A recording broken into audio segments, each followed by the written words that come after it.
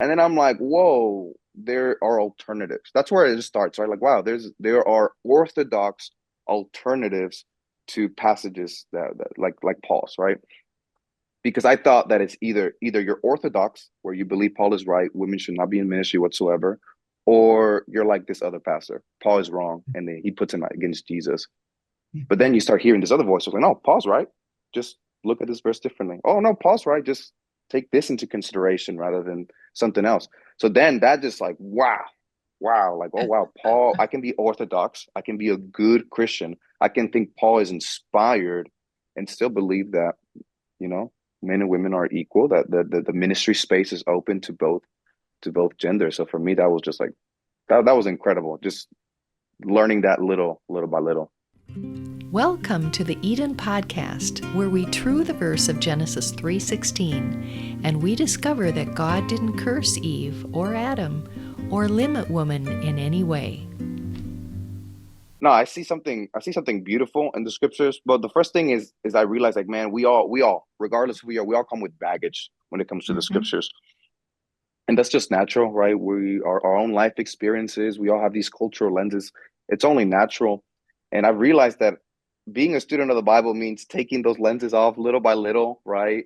I think it's important to listen to a diversity of voices, or else you're in an echo chamber, right? If it's just your town, your tribe, your own theological schools, you're going to hear the same thing all over again. And you're going to say this is the obvious reading of Scripture. But it wasn't until I started like listening to other voices. I'm Presbyterian. I am still Presbyterian. But then I started reading Gordon Fee, Assemblies of God, right?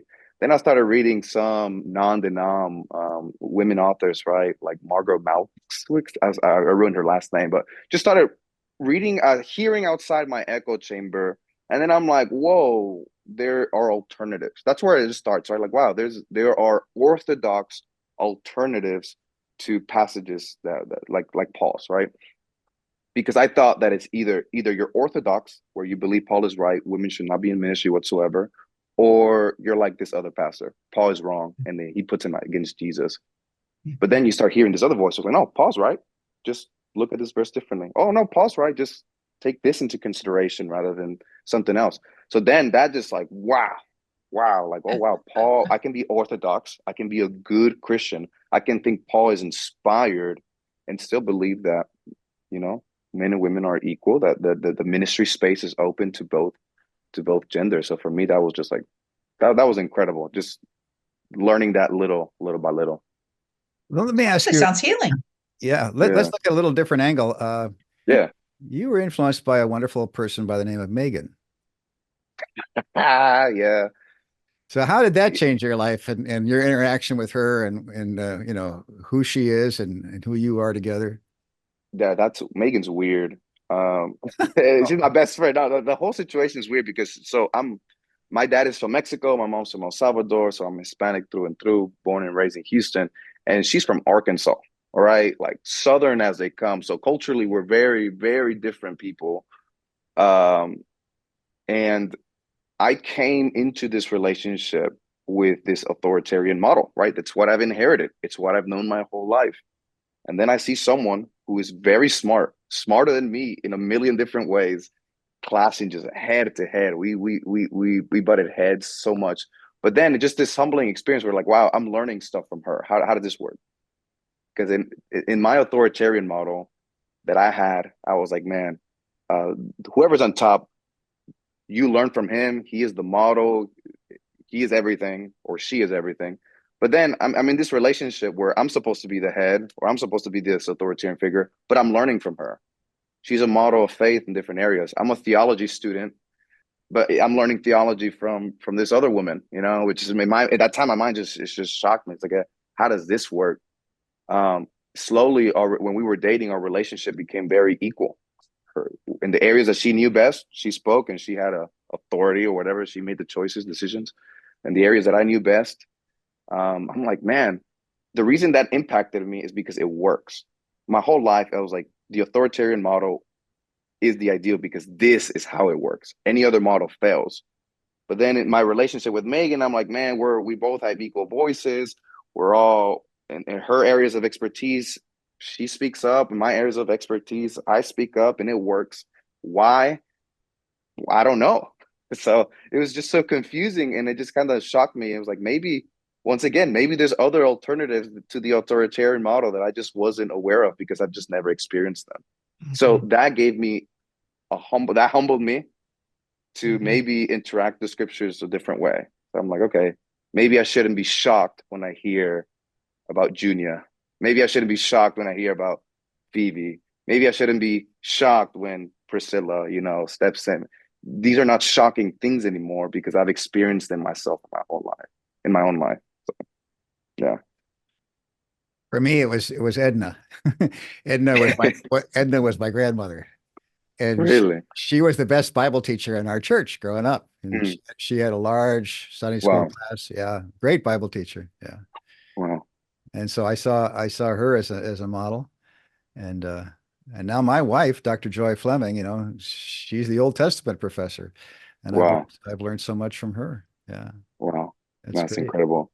Yeah. And you know what's funny? Because even though our household growing up, once again, this very authoritarian model, my mom was an avid Sunday school teacher to both men and women. For some reason, the pulpit was always right off, Yeah. not available. But like, man, my mom, like a lot of my teaching style and everything, I get it from both my parents.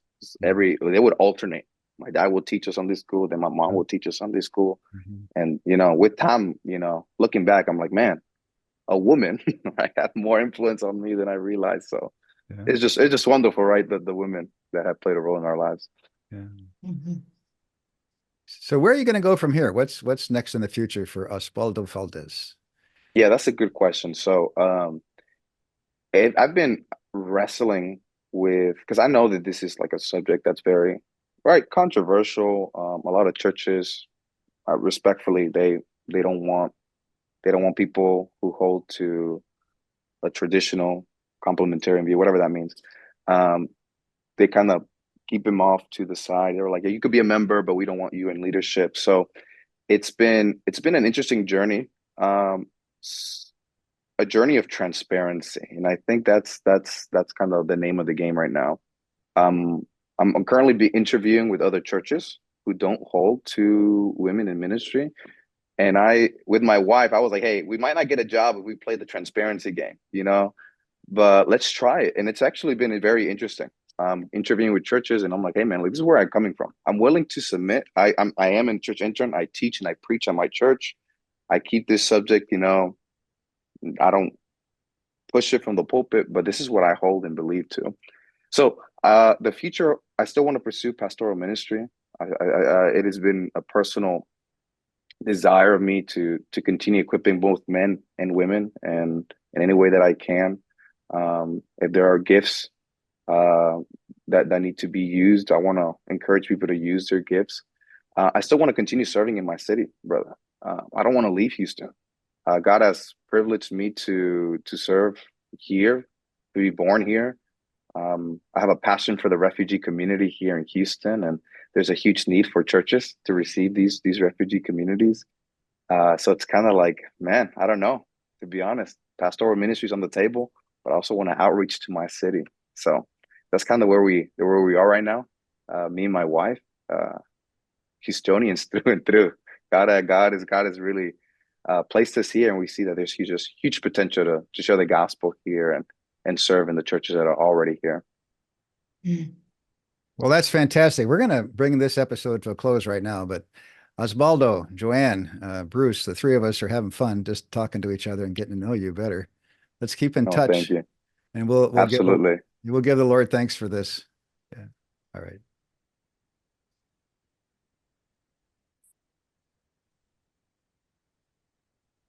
Well, we're privileged to keep talking with Osbaldo Valdes on the Eden Podcast. I'm Bruce C. E. Fleming, Executive Director of the True 316 Foundation. We're the home of the Eden Podcast.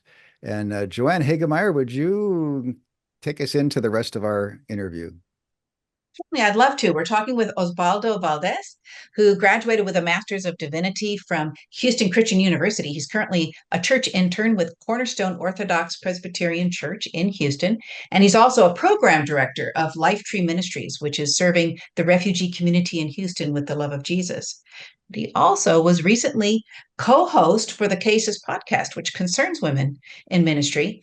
And I'm just so curious, Osbaldo, you're now interviewing with other churches about becoming a minister or pastor, and you're considering churches that are biblically grounded. That's a hope and a desire for you and for your wife.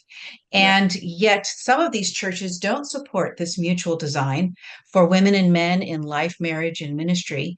And so, my question to you is whether you have any thoughts about how couples like you can navigate the difficulty, I called it cognitive dissonance, between knowing that this mutual design is God's design and yet serving, particularly as a leader, in a church that doesn't support that design. And I was talking about young families with children who go to a church thinking, okay, this is the right way, and yet we're different at home. So how do we handle that? Because we don't talk about what we believe is true at home at church.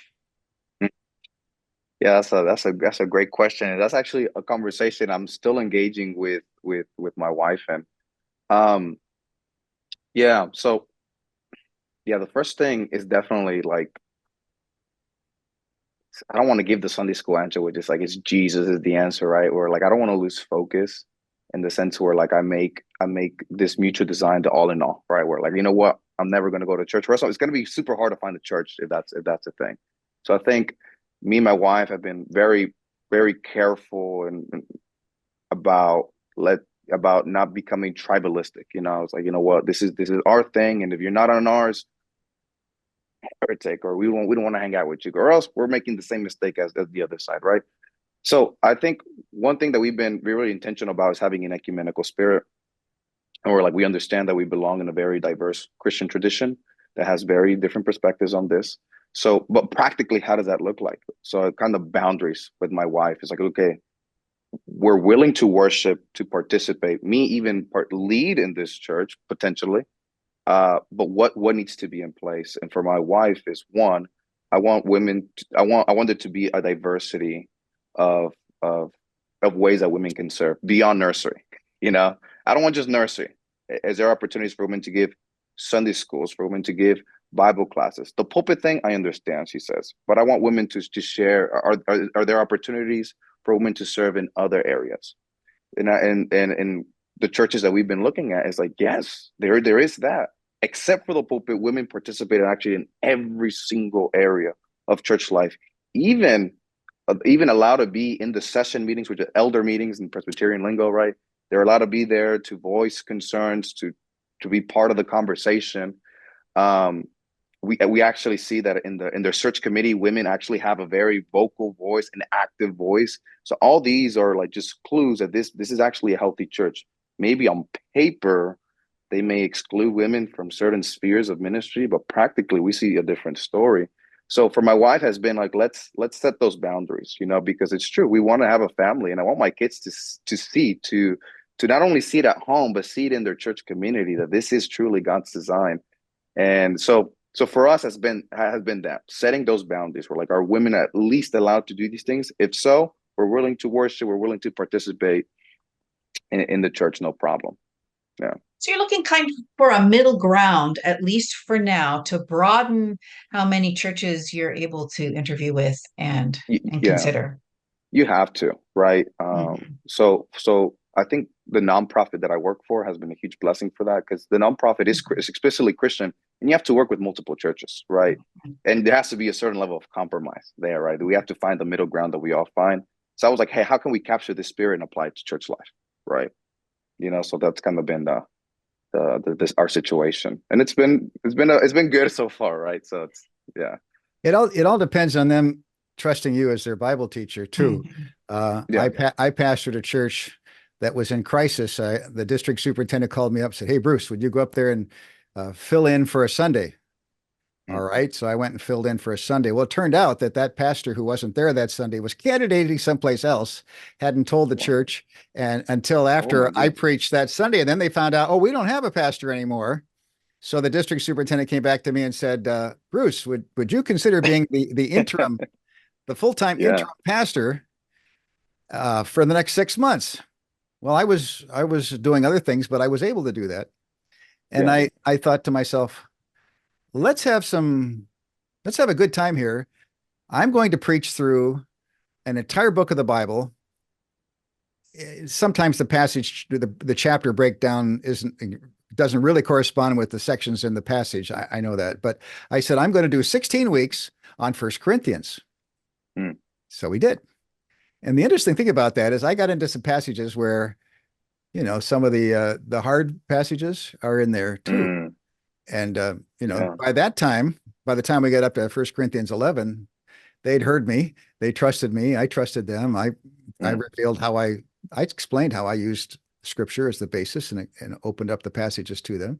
And we went right through the whole first 16, all the 16 chapters of 1 Corinthians. We had a ball. We had a great time. That's awesome. The church grew. They were able to plant a new baby church. We Wow. had a wonderful time.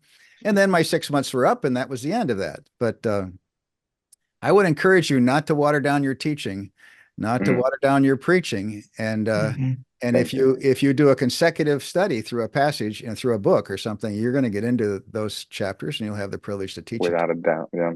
Yeah. Mhm. So, And I found too that asking questions is not the same thing as telling people this is what to think, Exactly. right? And And so these people ask these questions, these people ask these questions. What do you think?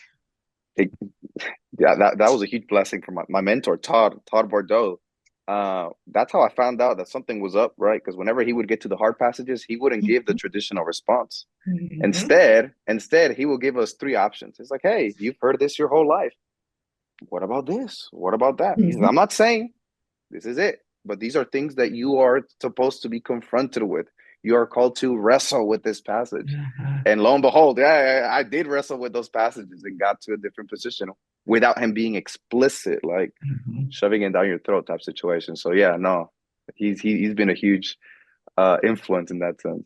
but I think Todd was also working his way through the process of understanding those passages at the time too. So Very much. yeah.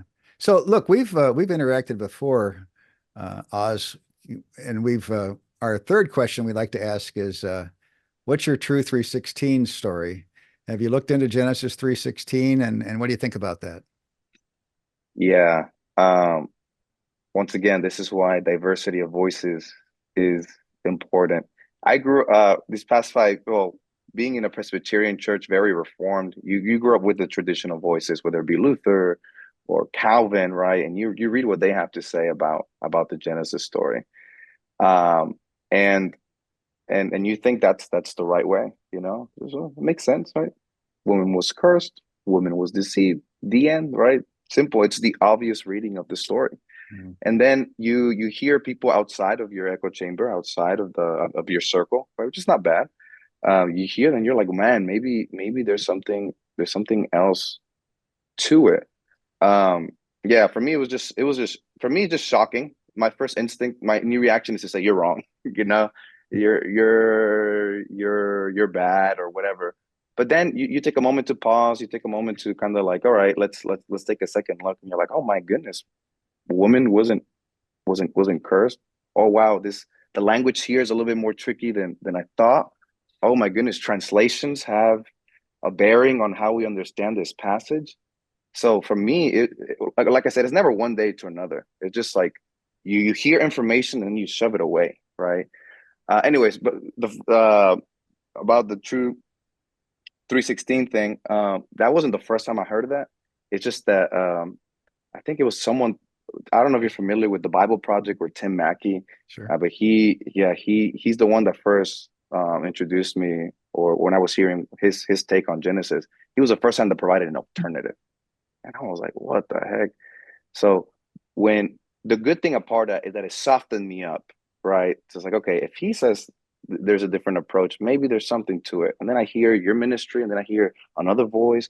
little by little, you're like, maybe I need to start listening to these people. Maybe I need to take a closer look. And when you take a closer look, you're like, wow, uh, I've been wrong. I don't know, deceived is the right word. It feels like it sometimes initially, right? Wow. Maybe I've been deceived or something. Interesting word. That's part of the, yeah, because you're like, you never, how about this? I've never been exposed to the other side. And it's not like it's superficial. There's an overwhelming amount of literature and research involved in a passage like that. And I'm like, Yeah. I've been in church for the last 22 years and no one has ever shared a speck of that, right? So it's like, who's at fault here? I want to point the finger at somebody. That's not the solution. But yeah, that's kind of how taking a closer look. And it's funny because Todd is the one that first, once again, Todd, right? He was influenced by this theologian named Meredith Kline, and he's the one that anyways, Todd is just shared with me. He's like, hey, take a closer look at Genesis. It was a different angle, but then that once again, that made me realize if I need to take a second look at this passage or at this portion, what other passage, what other part do I need to take a second look at? So long story short, yeah, that was it. Yeah. And so our we have a little slogan here, and we call it translators informed, translations transformed. So what's the state of translations in Spanish? Do they make it look like Eve was cursed, or how does that work out? Yeah. So there's 3 major translations: NIV in Spanish, another one called Reina Valera 1960, which is kind of like KJV parallel to it. And then there's Biblia de las Américas. So 3 major translations, and they all portray God cursed Eve. That's very straightforward, right? There's very little difference amongst those 3. So if we have a patriarchal society, and we have those 3 versions the way they are, what do we need to do? That's a very interesting question, Bruce. Yeah, that's something that I've been wrestling with my own community, as I go back to my family and try to share these wonderful truths, but then being confronted with the fact that this authoritarian model is deeply rooted and ingrained in our culture, everything we do, from our parties to our weddings to just our core beliefs about us and the world around us, is just very deeply rooted. How do we start untangling that? So I've noticed that to question translation is a huge trigger, because it gives the impression that God's word is wrong, right? Think about it, right? They pray in Spanish, they read in Spanish, they meditate in Spanish. So to say that this Spanish word or translation is wrong, for them is the equivalent that God is wrong or something like that. So I've noticed that in my context, that hasn't been a healthy route to go. So it's always been kind of like, let's go back to Jesus, new creation. Let's think about how that fits into the conversation. What is God trying to do, not just in men, but in women? What does it mean for the outpouring of the Spirit to be given equally to both men and women? The fact that men and women are both living temples of God, what does that mean? And the implications of that. So I've noticed that the translation game has not worked very good in my circle, and I've had to take a very different route in the conversation. And it's just a long term. It just requires time more than anything, and sound teaching. So it sounds like you've actually brought it back to Jesus after all. Remember when you said you didn't want to make Jesus the answer, but it sounds like he really is. Yeah. There's no other way, right? He's the one that really puts it into focus. Yeah. Well, this is great. I think our thoughts and our people's thoughts are definitely stimulated by this conversation. And we appreciate everything we've been able to talk with you about, Oz. That's great. Please greet Meagan for us. My wife, Dr. Joy, says hi to as well. And thank you.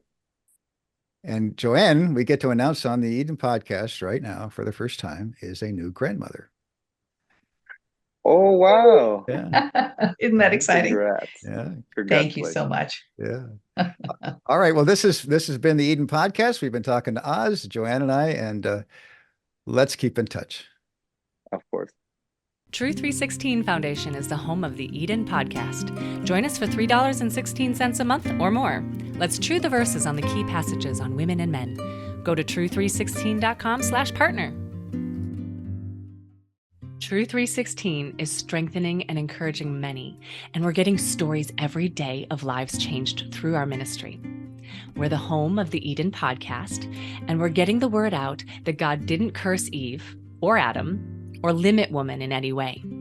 Our volunteer help is wonderful, and we grow stronger with each new true partner who gives to the True 316 Foundation so that we can cover the costs to do the technical work of the Eden podcast, to coordinate our True School workshops like the 2-week Eden workshop on Genesis 2 and 3, and to make the True 316 Foundation function in its outreach to scholars and students around the world. You can give now with a one-time gift. And better still, you can join now and become a monthly donor. We call our monthly donors our true partners. Please join now by going to true316.com/partner.